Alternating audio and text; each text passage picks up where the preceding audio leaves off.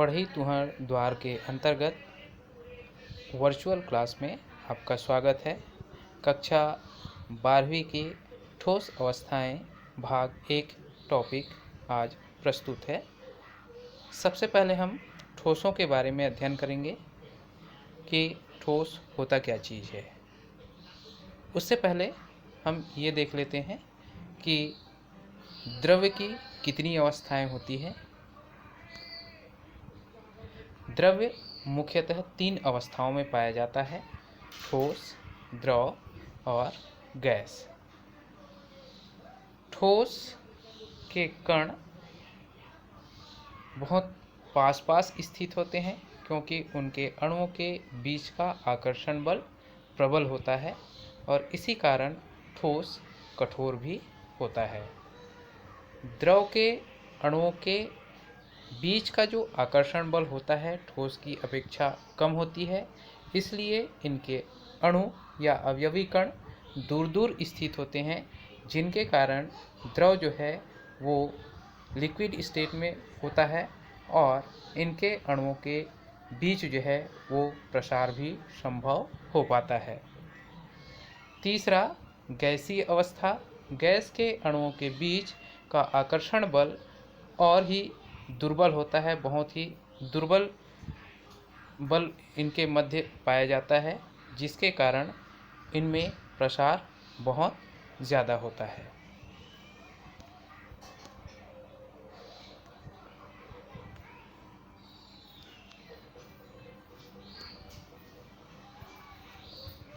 अगला है ठोस क्या होता है। प्रत्येक ठोस अवयवी कणों से मिलकर बनता है। ये अवयवी कण अणु, परमाणु या आयन हो सकते हैं, जैसा कि पिछले स्लाइड में हमने देखा चित्र के माध्यम से कि ठोस के कण एक दूसरे से सटे हुए स्थित होते हैं क्योंकि उनके बीच का आकर्षण बल बहुत अधिक होता है, प्रबल होता है, अतः ये कठोर होते हैं। ठोस के अवयवी कणों के मध्य रिक्त स्थान भी बहुत कम पाया जाता है और ये कठोर होने के कारण ये अपना एक निश्चित आयतन का निर्माण करते हैं। इनका घनत्व गैस और द्रव की तुलना में अधिक होता है, जिसे D = m/v के द्वारा प्रदर्शित किया जाता है।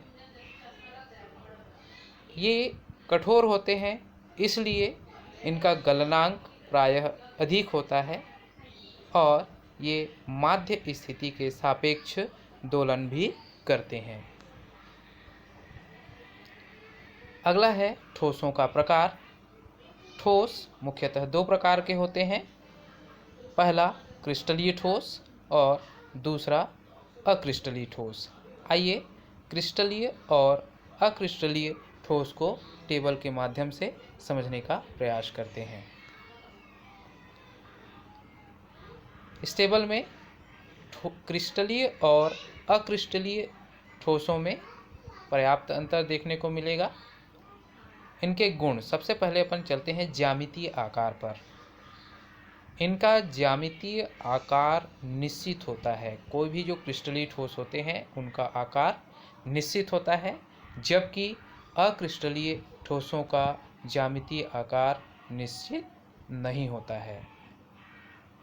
दूसरा, इनके प्रकृति के बारे में देखें तो क्रिस्टलीय ठोस ही वास्तविक ठोस होते हैं, जबकि अक्रिस्टलीय ठोस अतिस्थितित द्रव होते हैं, ये वास्तविक ठोस नहीं होते हैं।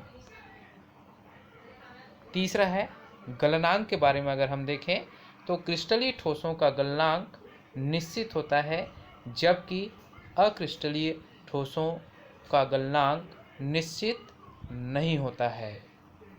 चौथा, गलन ऊष्मा। क्रिस्टलीय ठोसों की गलन ऊष्मा भी निश्चित होती है, जबकि अक्रिस्टलीय ठोसों की गलन ऊष्मा कोई निश्चित नहीं होती है। पांचवा है विदलन गुण। तेज धार वाले औजारों से अगर क्रिस्टलीय ठोसों को काटा जाए तो ये एक चिकनी सतह वाले 2 भागों में बढ़ जाते हैं, जबकि अक्रिस्टलीय ठोसों को काटा जाए तेज़ धार वाले औजारों से तो ये खुरदरे सतह का निर्माण करते हैं, चिकनी सतह का निर्माण नहीं करते हैं। दैसिकता की हम बात करें, क्रिस्टलीय ठोस विषम दैसिक होते हैं, अर्थात इनका भौतिक गुण दिशा के अनुसार बदलते रहता है या असमान रहता है, जबकि अक्रिस्टलीय ठोस जो होते हैं वो समदैशिक होते हैं, अर्थात इनका भौतिक गुण सभी दिशाओं में समान होता है। उदाहरण देखते हैं। क्रिस्टलीय ठोसों के उदाहरण हैं कॉपर, चांदी, लोहा, सोना इत्यादि, जबकि अक्रिस्टलीय ठोसों के उदाहरण हैं लकड़ी, कांच, रबड़ इत्यादि। अगला है क्रिस्टलीय ठोसों का वर्गीकरण। जो वास्तविक ठोस है उसी के बारे में इस चैप्टर में अध्ययन करेंगे। तो सबसे पहले देखते हैं क्रिस्टलीय ठोसों का वर्गीकरण, इसे और कौन कौन से भागों में विभाजित किया गया है। क्रिस्टलीय ठोसों को उनमें उपस्थित अवयवी कणों के मध्य जो आकर्षण बल है या अंतर आणविक बल है उनके आधार पर 4 भागों में विभाजित किया गया है।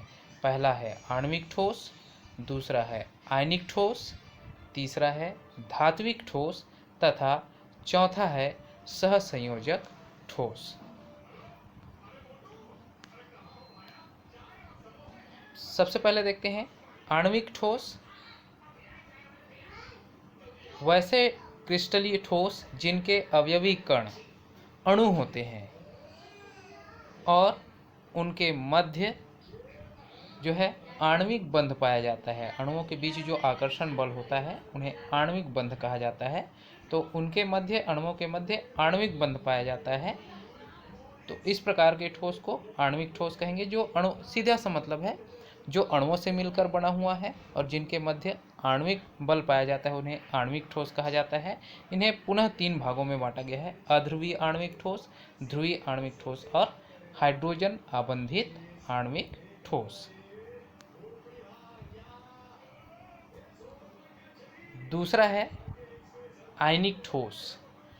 वैसे ठोस जिनके अवयवी कण आयन होते हैं, सीधा सा मतलब ये आयनों से मिलकर बनते हैं और उनके मध्य जैसे धनायन और ऋण आयन, तो धनायन और ऋण आयन के मध्य जो आकर्षण बल होगा या अंतर आणविक बल होगा उसे हम वैद्युत आकर्षण बल या आयनिक बंध के नाम से जानते हैं। आयनिक ठोस कठोर और भंगुर प्रकृति के होते हैं। आयनिक ठोस के गलनांक और क्वथनांक भी उच्च होते हैं। आगे के जो स्लाइड्स हैं उसमें और आसानी से इसको समझा जा सकता है। आगे चलते हैं। तीसरा है धात्विक ठोस। इसमें मैं बता दूं, धातु में इस स्लाइड में आप जो है आसानी से पढ़ भी सकते हैं, उसको आसानी से समझ सकते हैं। धात्विक ठोस इलेक्ट्रॉनों के बीच में या इलेक्ट्रॉनों के समुद्र में धातु आयन जो है इसका अवयवी कण होता है और इनके मध्य पाया जाने वाला जो बॉन्ड होता है या बंध होता है उसे कहा जाता है धात्विक बंध। सीधा सा मतलब ऐसे ठोस या क्रिस्टलीय ठोस जिनमें धात्विक बंध पाया जाता है उन्हें धात्विक ठोस कहा जाता है। आगे चलते हैं। चौथा है सहसंयोजक ठोस। ऐसे ठोस जिनके अवयवी कण परमाणु होते हैं और उनके मध्य सहसंयोजक बंध पाया जाता है उन्हें सहसंयोजक ठोस कहा जाता है। आगे के स्लाइड्स में देखने का प्रयास करते हैं। विभिन्न प्रकार के क्रिस्टलीय ठोस के जो गुण हैं, सबसे पहले अपन देख लेते हैं आणविक ठोस। आणविक जो ठोस होता है इनके बीच जो है वो परिक्षेपण, ये इनको 3 भागों में विभाजित कर दिया गया था, पिछले के स्लाइड में हमने देखा था। पहला है अध्रुवीय अणु, दूसरा है ध्रुवीय अणु और तीसरा हाइड्रोजन आबंधित अणु। अध्रुवीय अणु में जो बल पाया जाता है उसे लंदन बल या परिक्षेपण बल या आणविक बंध के भी नाम से जाना जाता है। इनके उदाहरण दिया गया है carbon tetrachloride, hydrogen, iodine, carbon dioxide इत्यादि ये मुलायम होते हैं, विद्युत रोधी होते हैं तथा इनका गलनांक